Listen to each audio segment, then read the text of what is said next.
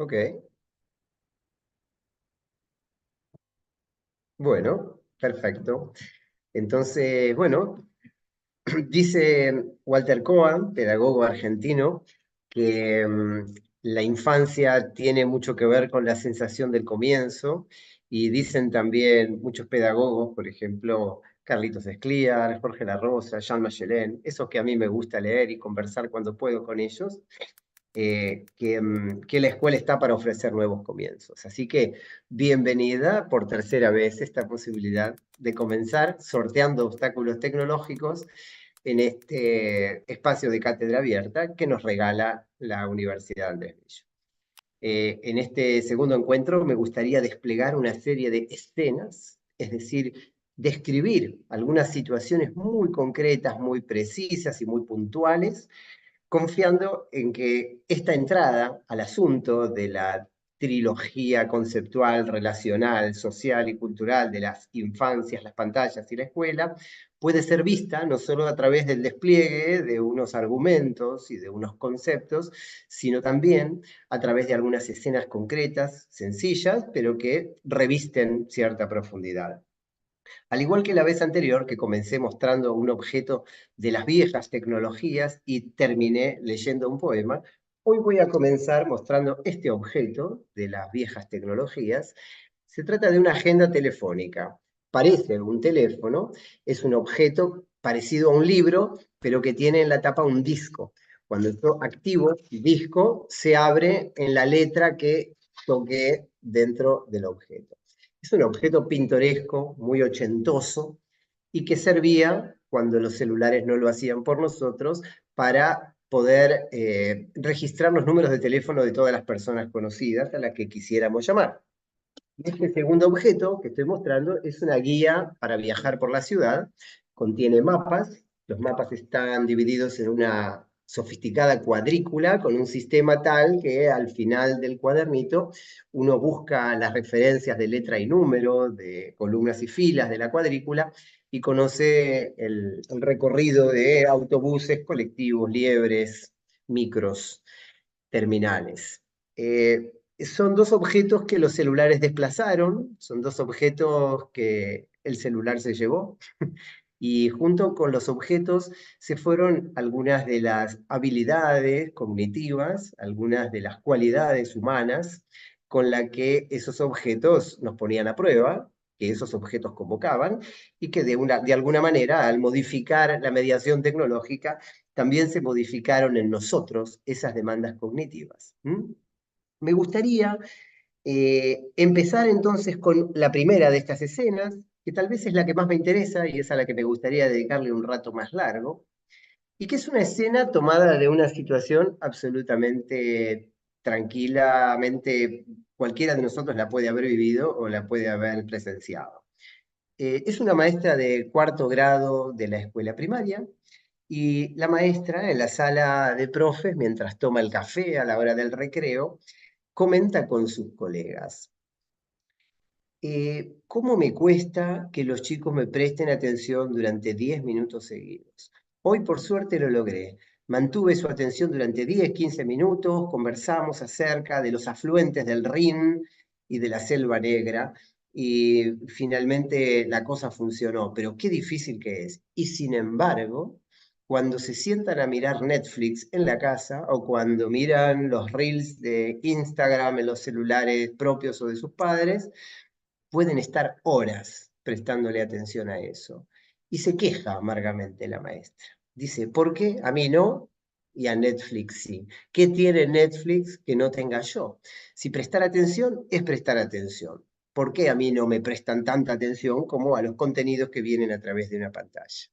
Hasta ahí la escena, la queja de la maestra de cuarto grado B.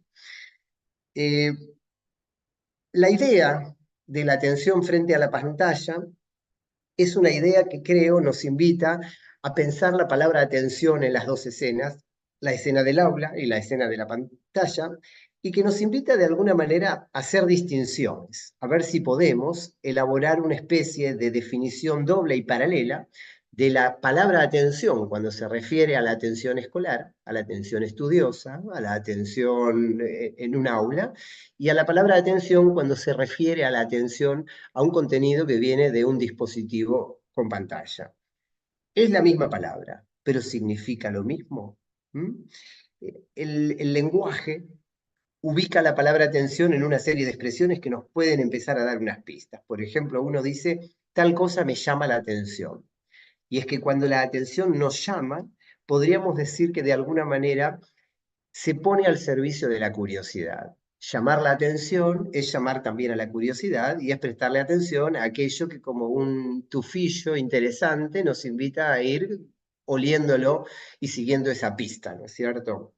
Ahí está esa distinción tan bonita que hacen el elogio del estudio, el libro compilado por Jorge Larrosa y otros autores, Tatián, un profe cordobés, entre la idea de la curiosidad y la sabiduría, ¿no? Como que la curiosidad es una forma de saber sin método espontáneo y la sabiduría es una forma más metodológica de saber, ¿no? Y compara algunas figuras mitológicas. Pero digo, la atención tiene que ver con la curiosidad en primer lugar. Luego, la atención se presta, no se regala. Uno presta atención, es decir, que hay condiciones para que la atención permanezca en manos de un objeto a ser atendido, y creo que en este punto se pone al servicio de cierto interés, porque la cualidad de lo atendido, a diferencia de la curiosidad o la motivación, podríamos decir que son cualidades del sujeto, el interés se construye sobre un objeto y el objeto es interesante. ¿Mm? O cierto contexto lo vuelve interesante. ¿Mm? En la escuela también a veces la atención se pide o se exige. Y uno le dice a los chicos, chicos, atiendan, por favor, atiendan, que si no después no van a saber lo que hay que hacer.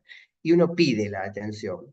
Y por otro lado, cuando se mira las pantallas, uno podría decir que la atención es capturada.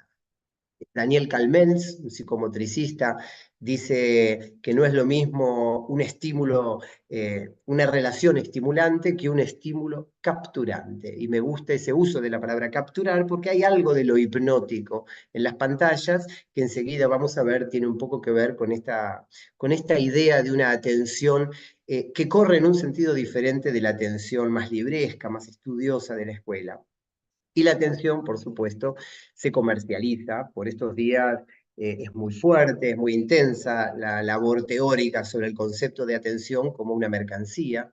En esos segunditos que uno tiene que ver una publicidad antes de acceder al contenido que eligió ver en YouTube o en alguna plataforma, en el modo en el que se trabaja sobre las publicidades, en fin, hay toda una serie de cuestiones ligadas a la atención mercantilizada, a la atención como mercancía.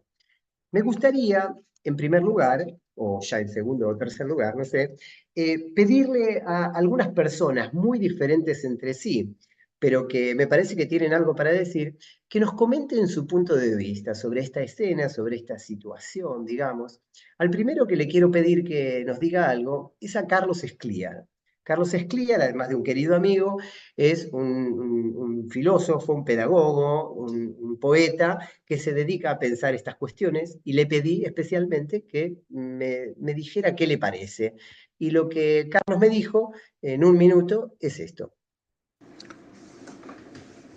Decía Simone Weil que la atención consiste en suspender el pensamiento, en dejarlo disponible, vacío y penetrable al objeto, manteniendo próximos al pensamiento, pero en un nivel inferior y sin contacto con él, los diversos conocimientos adquiridos que deban ser utilizados.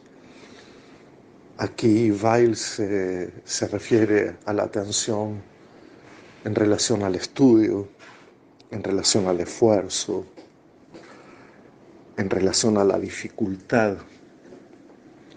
Y claro que en los tiempos que corren, que literalmente corren, esa dificultad, ese esfuerzo, ese estudio, están siendo sustituidos por la inmediatez, por la rapidez, por ir al punto, por justamente no tener que prestar demasiada atención. Bien, gracias. Gracias, Carlos, como siempre. Me gusta de lo que dice Carlos, entre otras cosas, que Carlos plantea que la idea de atención es una idea que desvincula a las personas del pensamiento. Es decir, eh, atender, en este caso, sería, no sé si lo contrario, pero por lo menos, siguiendo el trabajo de Simone Weil que él menciona, sería una cuestión muy diferente de la de pensar. Y me gusta esta idea porque, de alguna manera, en la atención estudiosa, en la atención que uno le presta a algo que convierte en objeto de interés, hay algo de subordinación al objeto. Es decir, uno escucha lo que el objeto le dice, uno no impone su voz sobre el objeto, ¿no es cierto? Uno, de alguna manera, tiene ganas de entender, tiene ganas de entrar en ese mundo. Y eso se parece bastante a las críticas que en cierta pedagogía se le hacen al exceso de opinión también, ¿no? Porque este imperativo de todo el tiempo opinar, ¿no? La existencia, sobre todo en los medios digitales, las redes digitales, de permanentes encuestas, consultas, y llame ya y díganos qué opina usted acerca de cuestiones de las cuales muchas veces uno no tiene nada que opinar porque uno no tiene la menor idea, ¿no? Me parece interesante entonces primero esta referencia filosófica a los trabajos de Simone Weil, que he recorrido y un poco de la mano de Carlos, y agradezco entonces esta intervención de Carlos. La segunda persona a la que quiero convocar, y que Carlos conoce muy bien también, es mi hija, que tiene 7 años, se llama Leia, y le pregunté exactamente lo mismo. Le dije, Leia, vos que estás en segundo grado de la escuela primaria, no me parece bien hablar de los niños y su punto de vista sin escucharlos también. Y me dijo algo que me parece que es interesante, no porque sea mi hija, pero creo que nos puede dar que pensar también desde otro lugar que el de Carlos, ¿no? A ver, Leia. Porque los chicos les gusta más tipo el entretenimiento, es la televisión. Y o sea, los chicos le quieren prestar atención a la tele, no a la maestra, porque los chicos hacen esto, agarran y le prestan atención a lo que quieren, no a lo que les parece aburrido, lo escuchan un poquito y se dan cuenta si es aburrido o no. Por eso lo dejan de escuchar si es que es aburrido, si no lo siguen escuchando y lo que les parece divertido lo siguen escuchando. Por ejemplo, la tele o la compu o el celu, como a los chicos les parece divertido, lo ven y no les parece aburrido porque pueden cambiar el canal a gusto. Bien, gracias, Leia. Em, Hay dos cosas acá, ¿no? Creo, dos hilos de los cuales podemos tirar, dos pequeñas pistas a seguir. Eh, una de ellas es, por supuesto, el par aburrido, divertido o aburrido, entretenido, que no es lo mismo, ¿no? Pero ella usa la palabra entretenido y también trae todo el tiempo la cuestión del aburrimiento. Me parece que el par aburrido divertido es un par interesante. Muchas veces en las escuelas se discrimina a la palabra diversión, entretenimiento, etcétera, porque se supone que de alguna manera tergiversa la nobleza del oficio, que no es entretener a los chicos, sino educarlos y enseñarlos. Y uno no busca producir en ellos mero entretenimiento vacío, sino una relación más profunda, incluso si es una relación que demanda de ellos cierto esfuerzo, cierta aridez.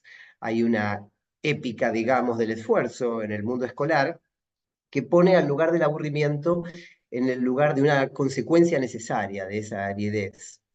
Últimamente, sin embargo, uno puede disfrutar lecturas como la de Santiago Albarrico en su Elogio del aburrimiento, que plantea una visión diferente del aburrimiento, ¿no? Como una sensación que puede tener lo suyo de árido, pero que también es profundamente formativa, que es un espejo en el que nos encontramos también con ese eco de nuestro pensamiento.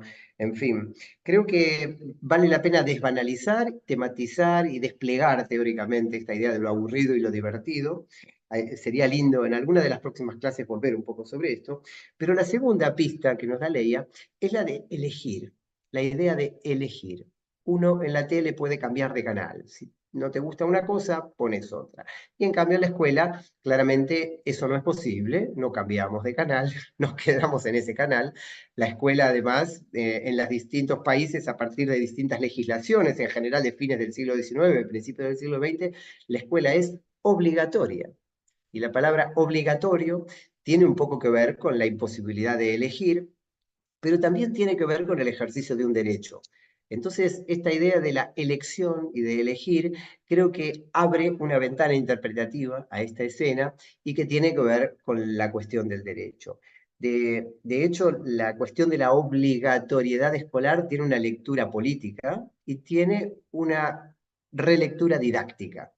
En política, es decir, analizando leyes, por ejemplo, la palabra obligatorio se lee como una idea progresista, porque es una idea en clave de derechos, ¿no? La educación obligatoria, pública, gratuita, laica, etc. Pero en clave didáctica, a ningún maestro nos gusta sentir que estamos obligando a los chicos, a las chicas, a hacer algo o a aprender algo. Nos gusta que deseen, contamos con su atención, con su deseo, con su interés, nos gusta que estén entretenidos además, y entonces, y también nos gusta que se esfuercen, también nos gusta que pongan algo de sí. Creo que todos estos elementos se conjugan acá a partir del comentario tan interesante de Leia. Bueno, el siguiente invitado que tengo a esta especie de galería de voces que he traído es un escritor llamado Martín Coan. Martín Coan nos va a contar una pequeña anécdota personal. Esa pequeña anécdota personal tiene que ver con los tiempos, con la posibilidad de prestar atención. Y bueno, Martín Coan lo dice de esta manera. Di clase durante muchos años en Trelew, 1 hora 40. Di muchos años clase en Comodoro Rivadavia. Estoy por volver a Comodoro. 2 horas. Que sentía como lo que eso es palabra generalmente mal utilizada contemporáneamente, libertad. Claro. Un tiempo mío para lo que yo quiera, que generalmente es leer, y al mismo tiempo, para los que no somos millonarios, no nos podemos permitir tomar un avión por día solo para tener 2 horas libres para leer, decimos, pero nada me impide, no necesito un avión. Claro. Y al mismo tiempo se ve que en un punto, sí. Por lo tanto, el asunto no es ni ser apocalíptico ni ser integrado, sino cada cual medir qué necesita de eso, en qué sentido le viene bien y en qué sentido le está complicando la vida. Lo que se gana es muchísimo, es evidente, las ventajas son enormes, son evidentes, o creo que son notorias. La posibilidad de preguntarse qué se pierde en lo que se gana y que eso no implique desistir de lo que se gana. Bien, hasta ahí. Gracias, Martín.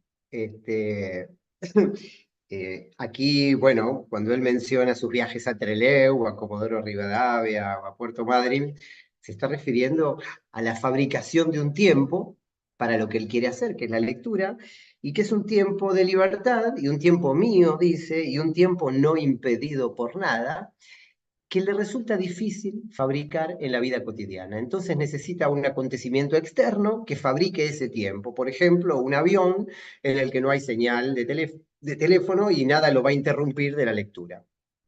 Esta idea de que solo puede fabricarse un tiempo a través de un artificio organizativo, de un artificio gestivo, por supuesto que se parece mucho al aula. Ese avión no funciona como otra cosa que como un aula, solamente que no hay un maestro, no hay una didáctica, no hay un currículum. Lo que hay es el ingrediente principal del aula, que es el tiempo. El tiempo separado del tiempo habitual, el tiempo en el cual uno está llamado a leer. Y hay algo en cuanto a la diferencia de los tiempos en los que se atiende en la escuela y los tiempos en los que se atiende en redes sociales, plataformas, etc. Fíjense ustedes que el tiempo para prestar atención en la escuela es un tiempo absolutamente formalizado. Es un tiempo circunscripto a los límites del horario escolar, parcelado en horas cátedra, con recreos, con una malla curricular, etc. En cambio, el tiempo para las redes, el tiempo para las plataformas es un tiempo de los intersticios. Uno se pone a ver algo en la sala de espera del dentista hasta que lo atiende, en un viaje, esperando el colectivo. Hay algo de la fluctuación de los tiempos. Pareciera que hay una forma de prestar atención que requiere ceremonia, que requiere ritual, y hay otra forma de ser capturada la atención, que al contrario, rehúye de cualquier estructura o de cualquier forma, ¿sí? Bueno, voy a convocar ahora a otro de mis invitados, cuya voz me parece interesante como disparador, que es mi querida amiga, colega, coautora, Ángela Menchón. Ella es filósofa, ella es mi compañera de aventuras en muchas investigaciones vinculadas con estos temas, y lo que ella plantea, cuando yo le pregunto por esto, y retomamos algo que habíamos conversado en una de las emisiones de nuestro podcast Sueñan los androides de Spotify, lo que ella dice es que hay una tercera forma de atención, que no es ni la atención escolar ni la atención capturada, y fíjense cómo lo plantea. Y hay modos de la atención no tan consciente de sí, por ejemplo, cuando pensamos en la contemplación de la belleza, ¿no? Por ejemplo, la contemplación de un paisaje, la atención no está pensando qué lindo este paisaje al que estoy atento, sino claro, que está ahí maravillada. Quizá la atención maravillada no es lo mismo que la atención compulsiva. O sea, por ejemplo, pienso que hay modos de la actividad y de la pasividad que tienen sus potencias y sus problemas, y que no necesariamente estar atento es bueno y estar desatento es malo. Bien, gracias Ángela. Fíjense qué maravilla. Ella dice la atención maravillada, podríamos decir, ¿no? La atención obnubilada, la atención de tener la boca abierta, porque uno no puede dejar de mirar esto que lo conmueve, que nos puede llevar al llanto, que nos puede llevar a la risa, que nos puede llevar al temblor. Creo que esta forma de atención que Ángel describe no es algo que pueda, es algo que claramente puede suceder en un aula, y es algo que claramente puede suceder viendo una peli en Netflix, en Movie, o en Prime Video, o en cualquiera de esas, porque tanto las clases como las series o las películas nos pueden emocionar. Sin embargo, esa forma de atención no es lo propio de ninguna de las dos. Creo que la atención maravillada es deseable que suceda en ambas situaciones, pero no se puede contar con ella. Si todos los que estamos aquí fuimos alguna vez o somos estudiantes, sabemos que hay clases en las que eso nos puede pasar, pero también sabemos que son muy pocas comparadas con el resto. Y si somos docentes, sabemos que podemos llegar a ser capaces de generar en algunos estudiantes esos estados de maravilla, y a veces sentimos que todo vale la pena cuando eso pasa, pero también sabemos que hay otra dimensión del trabajo docente que no depende de que eso pase, sino que depende de que se cumplan ciertos horarios, de que se desarrolle un programa, de que ciertas tareas, ciertas actividades, ciertas lecturas tengan lugar, y hay algo más de transpiración que de maravilla en los efectos que produce la escolarización. De hecho, uno puede decir y mentir diciendo que uno es quien es gracias a que aquel día ese maestro dijo o hizo tal cosa que a uno lo conmovió profundamente. Bueno, eso fue lo que dejó una huella en la memoria, eso es lo que evocamos con emoción.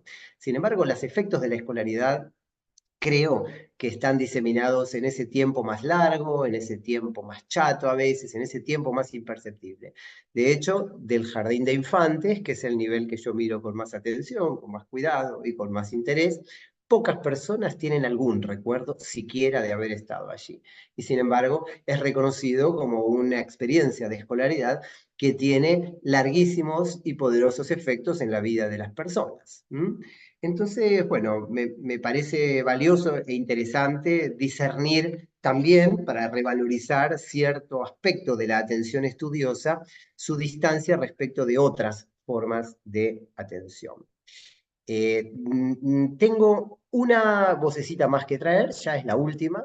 No los molesto más con voces ajenas, pero me gusta el ejercicio de traer a la escena opiniones de otros. A este, como no lo conozco, mejor dicho, yo lo conozco, pero él no me conoce a mí, simplemente tomé un fragmento de una entrevista que se le hizo. Es el cantante catalán Joan Manuel Serrat, no necesita ninguna presentación, y Joan Manuel Serrat es interrogado por el periodista respecto de cómo es su método para componer canciones. A él le preguntan, ¿cómo haces para tener canciones tan lindas? ¿Cómo haces para componerlas? Y él responde esto. No vivo mi trabajo de una manera exclusiva como como lo único que nutre mi vida, sino que siento que mi trabajo forma parte de una historia compartida y que si un hombre es capaz de escribir es porque es capaz de escuchar y de leer y de mirar y de oler y de tocar, por tanto de conocer, de compartir y de querer. Es decir, si uno puede crear, dice Serrat, es porque uno es capaz de prestar atención.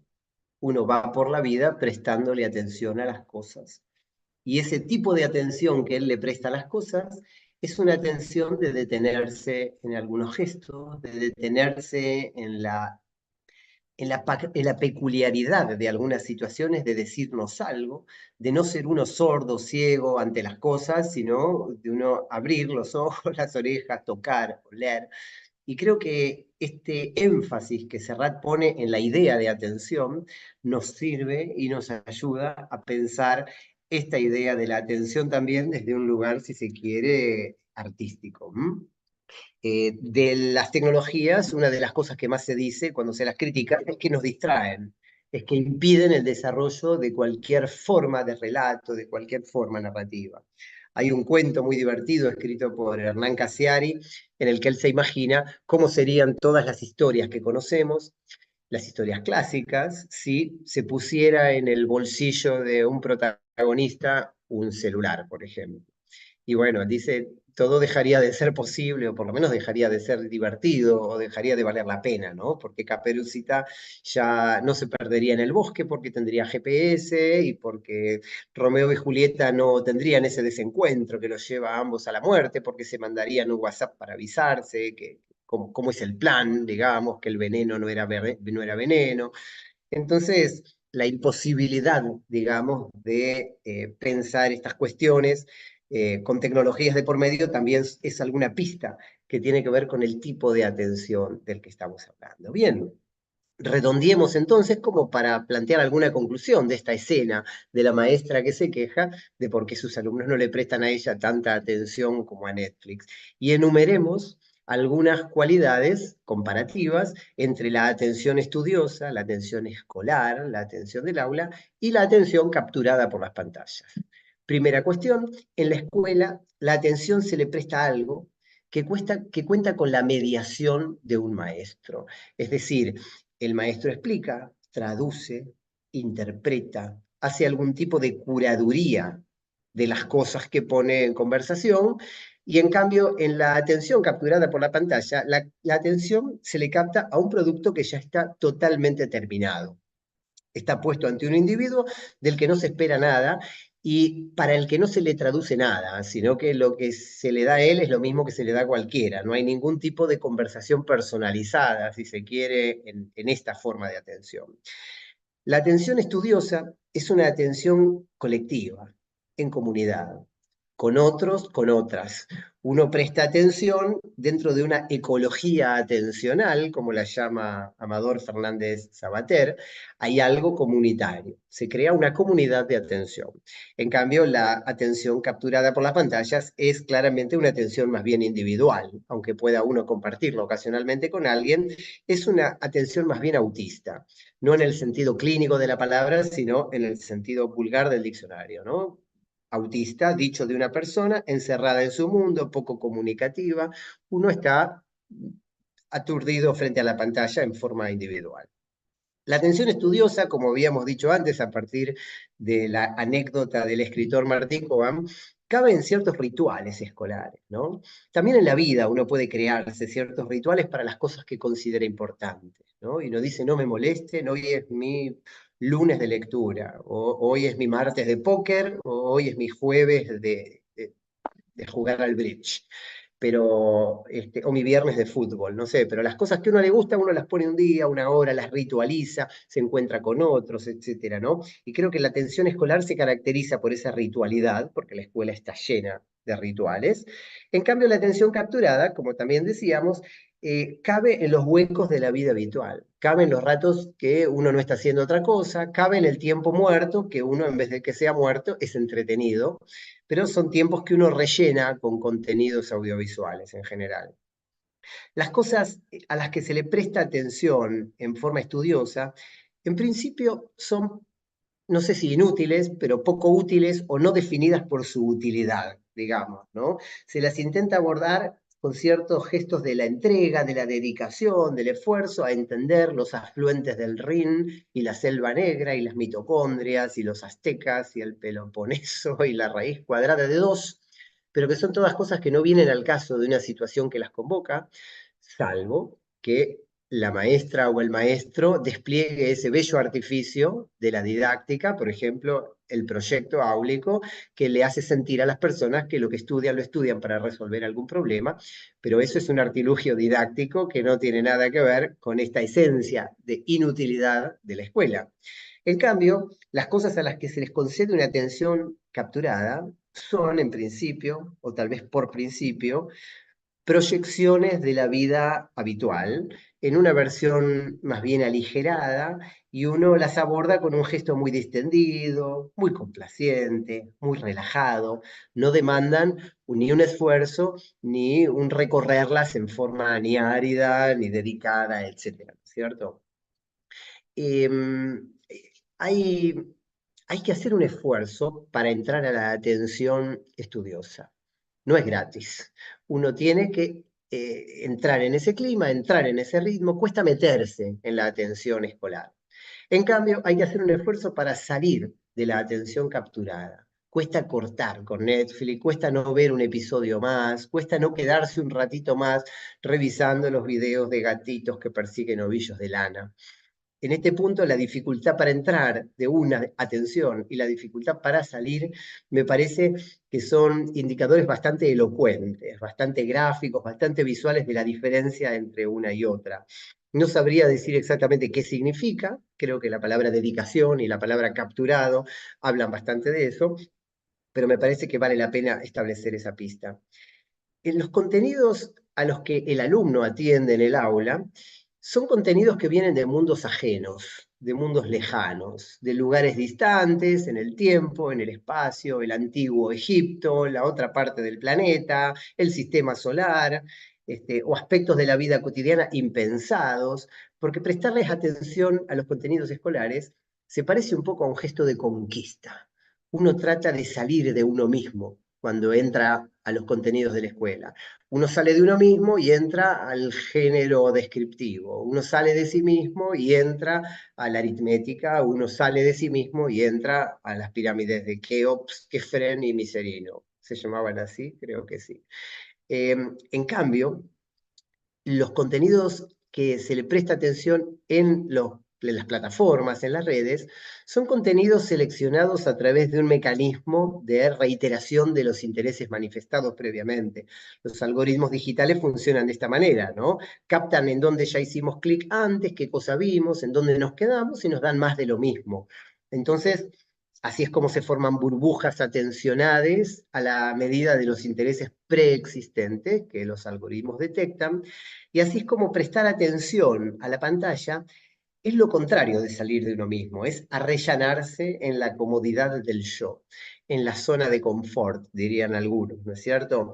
La burbuja nos invita a no salir de nosotros mismos, a reiterar lo que funcionó, digamos, y en cambio la escuela no. Entonces ahí hay un contraste bastante nítido entre ambas formas de atención y una explicación. Cada uno de estos incisos, me parece, abona la explicación de por qué al pibe le cuesta más prestarle atención a la señorita Susana de 4º grado que a los jóvenes titanes de Netflix, por ejemplo.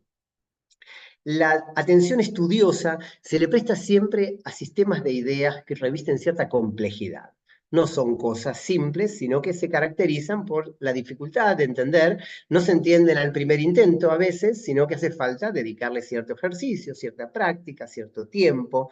Dan un poquito de trabajo, pero porque son complejas. Complejo, 2 puntos, que tiene muchos elementos. Simple, 2 puntos, que tiene pocos elementos.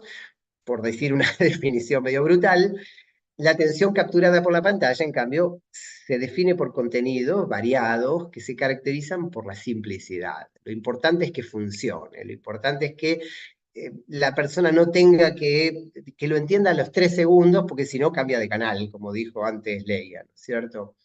La atención estudiosa aspira a que la persona se quede un buen rato en el mismo sitio, dándole vueltas a lo mismo, teniéndolo entre manos, como dice Jorge La Rosa, ¿no es cierto?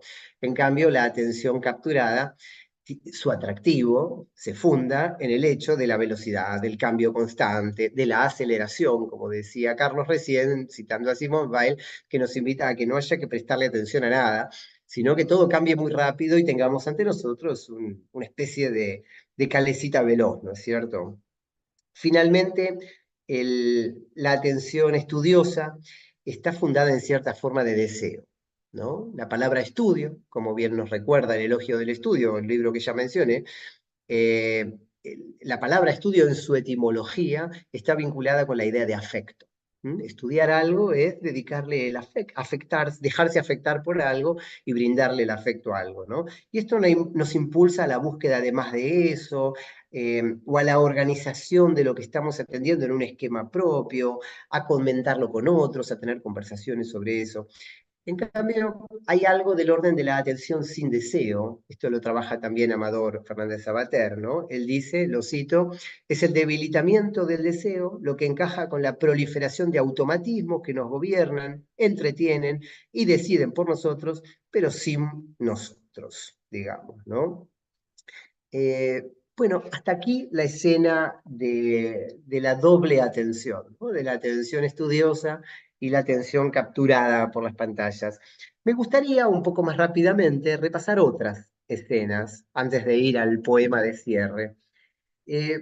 Una de esas escenas es la escena de una maestra de jardín con su grupo de niños que está trabajando sobre los bichos, los insectos, los animales pequeños, y entonces un niño pregunta, pero profe, ¿cuántas patas tiene una araña?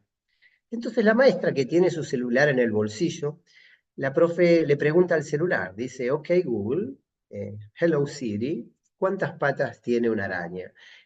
La voz sintética responde, la araña es un arácnido que no sé qué, tiene 8 patas. Y entonces obtiene la respuesta y ahí sigue la conversación. Pero después, cuando la maestra sale del jardín y camina por la calle comentando con otra maestra que va en la misma dirección, se pregunta, ¿hice bien en sacar el teléfono y buscar la respuesta a la pregunta de ese niño en el celular?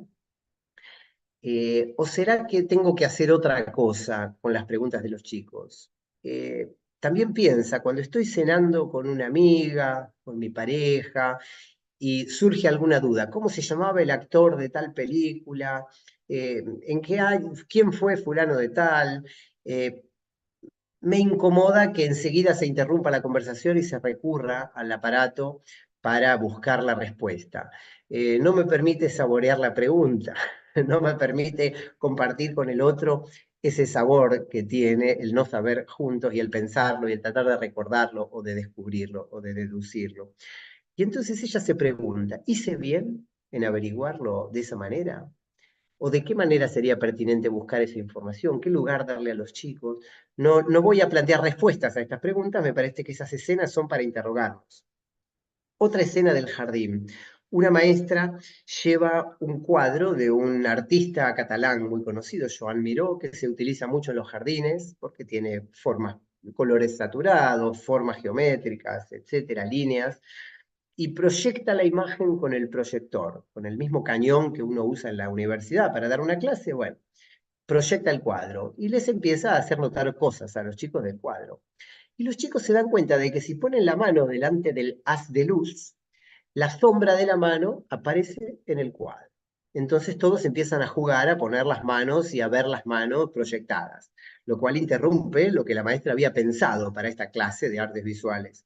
Pero la maestra, lejos de reprenderlos por esto, se da cuenta que puede aprovecharlo para que ellos miren el cuadro con las sombras. Entonces le dice, a ver si llevamos todas las manos a donde hay un círculo, a ver si llevamos todas las manos y las hacemos caminar por tales líneas, a ver si buscan algún objeto en la sala que se parezca a alguna de las figuras negras que hay en este cuadro, y de esta manera empiezan a jugar con las sombras, y que no es otra manera que observar lúdicamente el cuadro, ¿no?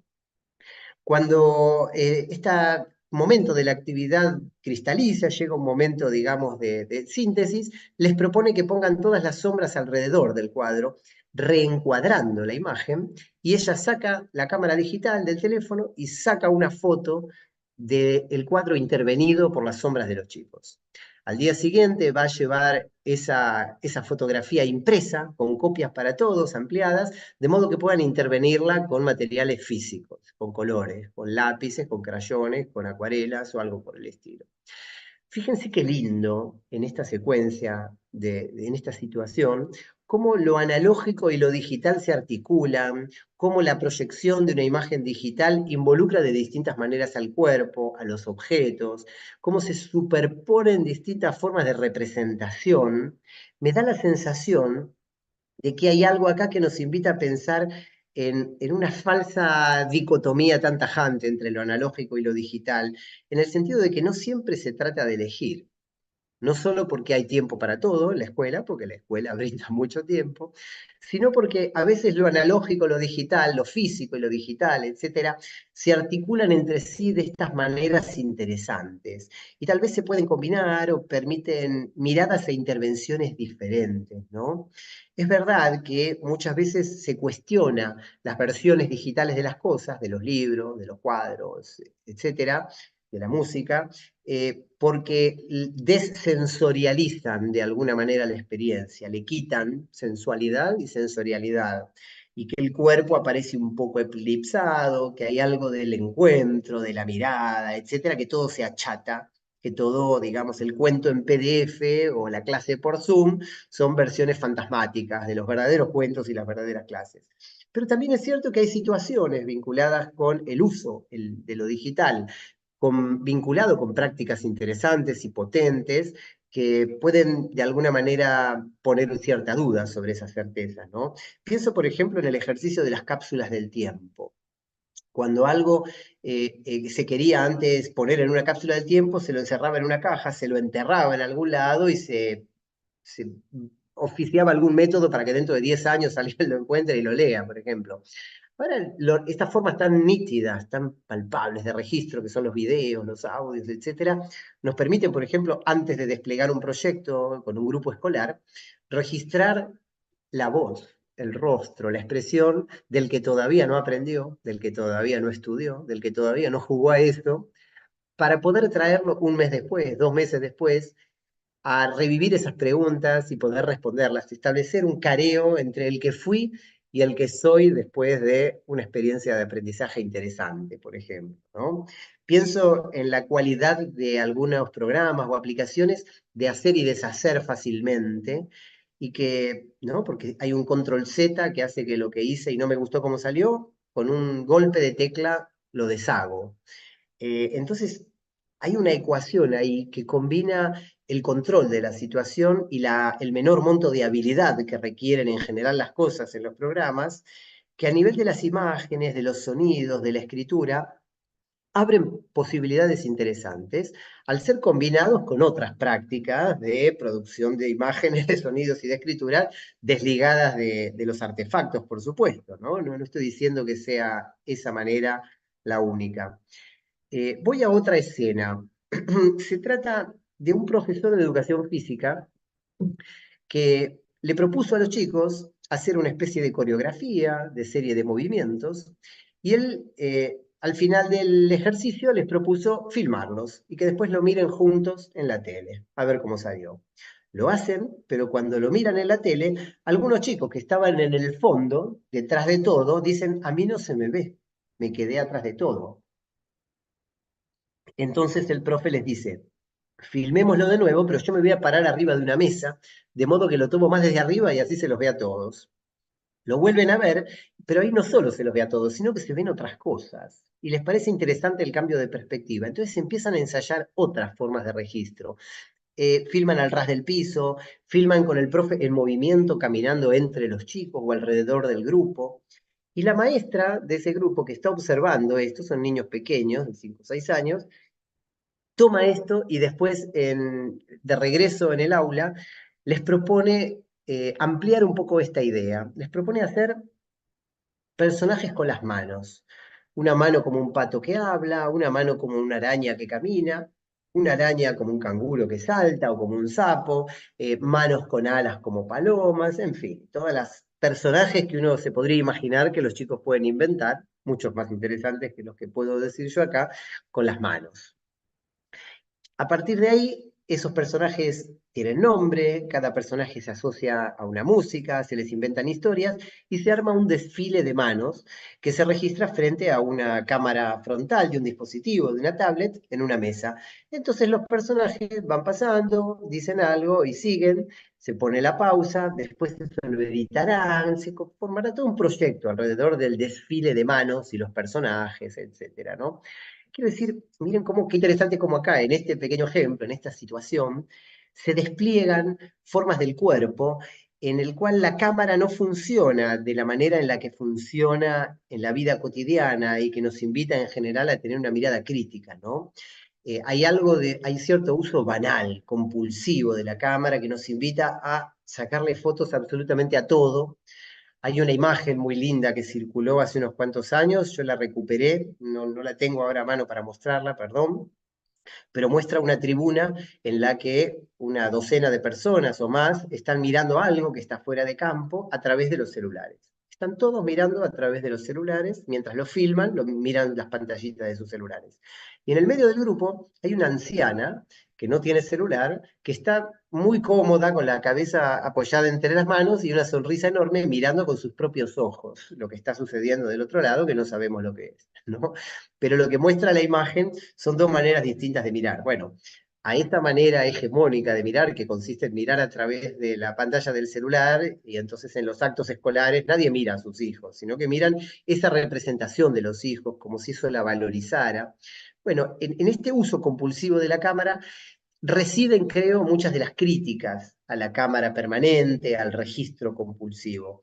Pero en el caso que acabamos de ver, hay un gesto de detenerse en algo, de enfocar, de explorar puntos de vista. Miren todo lo que pasa con el uso de la cámara en este ejemplo escolar, ¿no?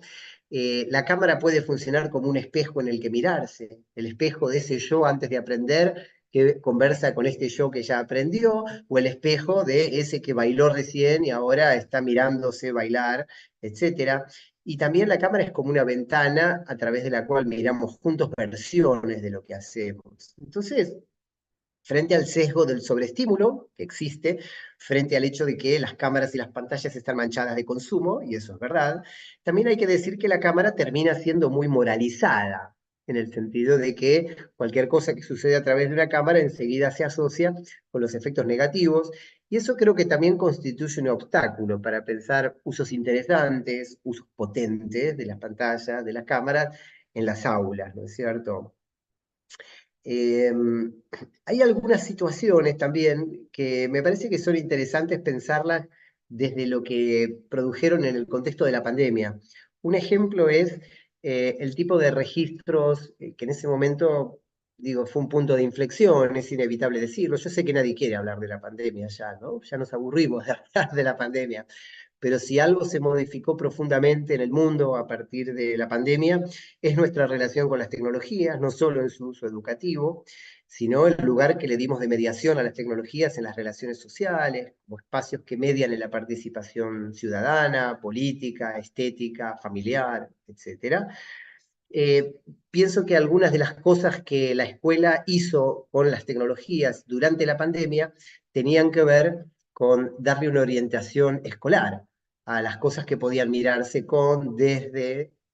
a través de tecnologías. Recuerdo una propuesta que hicieron unas maestras de jardín que consistía en mirar por la ventana y sacarle una foto al cielo en distintos momentos del día. Y después los chicos tenían que compilar, con ayuda de los adultos de la casa, esas fotografías y construir un relato, una vocecita grabada que dijera, bueno, por qué eran distintas las fotos del cielo a distintos momentos del día, tanto en el color, del color negro, azul, celeste, blanco, etcétera, gris que el cielo pudiera tener, como por el clima, por la hora, etcétera, y de esta manera se conectaban un poco con contenidos escolares a través de ese pequeño ejercicio, ¿no? Pensaba, es un ejercicio que también se hace en la escuela. En muchas escuelas se utiliza la cámara para sacarle fotos al crecimiento de una planta en la huerta, por ejemplo, ¿no? Entonces aparece ahí esta posibilidad de sacarle una foto a la tierra cuando todavía no creció nada, cuando hay un brotecito, cuando empieza a crecer un poco más, etcétera. Y ese tipo de ejercicio, ese tipo de registro, también nos habla de esta versatilidad de ciertas tecnologías de cumplir muchas funciones a la vez. Es decir, si un artefacto como este puede sustituir a objetos como este o como este, que es con lo que había empezado, también nos habla de cierta síntesis, de cierta cosa de sincretismo de muchos objetos en uno, que es algo a lo que volveremos la clase próxima, porque en la clase próxima nos vamos a ocupar de esta compleja relación entre infancias y celulares. Bueno, yo había prometido terminar leyendo un poema. Creo que estas escenas, si algo nos ayudan a pensar, es en, de alguna manera, en el contraste no solo entre una atención estudiosa y una atención capturada por las pantallas, sino podríamos decir entre usos escolares, y en el sentido de usos escolares no, en el sentido instrumental que criticábamos la semana pasada, sino usos embebidos de los intereses de la escuela, el interés por estar juntos, el interés por cultivar y sacarle punta a cierta mirada, a cierta forma de escuchar, a cierta forma de relacionarse con lo ajeno, con lo distinto, con aquello que viene de otro lado y que por ese motivo nos sorprende, a esa especie de ajenidad bella que constituyen los contenidos escolares como bellos pretextos para hacernos hacer algo diferente de lo que hacemos en la vida cotidiana. Y muchas veces las tecnologías vienen asociadas a cierta sensación de soledad, a cierta sensación de adicción, a cierta, ¿no? Adicción en el sentido de la repetición, del sustituto del ritual, del que habla tanto Bauman, por ejemplo, y, y Anthony Giddens. Entonces me gustaría concluir con tres pequeños poemas de Alejandra Pizarnik, una poeta que me gusta mucho, y que tienen algo que ver con estas resonancias de la soledad, con esta posibilidad del encuentro, en fin, creo que vienen al caso, que son poemas bonitos que nos pueden ayudar a concluir este segundo encuentro de los cuatro de una manera poética. Así que tomo un poquito de agua. Y aquí van los tres poemitas brevísimos de Alejandra Pizarnik. El primero dice, yo no sé de pájaros, no conozco la historia del fuego, pero creo que mi soledad debería tener alas. El segundo. Alguien entra en el silencio y me abandona. Ahora la soledad no está sola. Tú hablas como la noche, te anuncias como la sed. Y el tercero. Si te atreves a sorprender la verdad de esta vieja pared y sus fisuras, desgarraduras, formando rostros, esfinges, manos, clepsidras, seguramente vendrá una presencia para tu ser. Probablemente partirá esta ausencia que te bebe. Muchísimas gracias a todas y a todos quienes han venido nuevamente aquí. Un abrazo y un saludo a quienes lo estarán viendo otro día, que no el 17 de junio de 2024, porque esto queda grabado y tal vez lo escuchen mientras cocinan ravioles o andan en bicicleta o miran el horizonte o vuelan en avión. Y le dejo a Mario la última palabra para que seguramente haga algún cierre formal, institucional y anuncie lo que sigue. Aló, ahí. Em, Querido Dani, muchas gracias por las reflexiones, por compartir referentes, por traer eh, otras voces también. Pedirles disculpas a los que estaban conectados por esa falla técnica inicial. Igual te vuelvo a pedir disculpas, Dani. Gracias por retomar con esa pasión y alegría que te caracteriza. Así que las y los dejamos invitados para nuestra tercera sesión el día lunes 24 de junio, de nuevo a las 18 horas en Chile, 19 horas en Argentina, 15 horas en Colombia, la tercera sesión, que por supuesto va a entretejer lo que se sigue conversando acá en torno a las infancias y celulares. Dani, gracias, un abrazo, gracias a los que también escucharon este espacio y que va a estar disponible desde ya para quien quiera revisitar, remirar, reescuchar toda o algún segmento que le parezca interesante. Dani, terminamos con tus últimas palabras y cerramos la transmisión. Dame un segundito, que yo me silencio y Simplemente un gran abrazo, muchas gracias y nos vemos la próxima. No duden en comunicarse en los comentarios de las publicaciones en las redes de este evento si tienen ganas de seguir preguntando, conversando, ya que esta modalidad no es tan interactiva como una sincrónica presencial, etcétera, pero podemos conversar en los comentarios de las publicaciones en redes. Yo en Instagram pongo algo para que lo conversemos si tienen ganas. Bueno, hasta luego.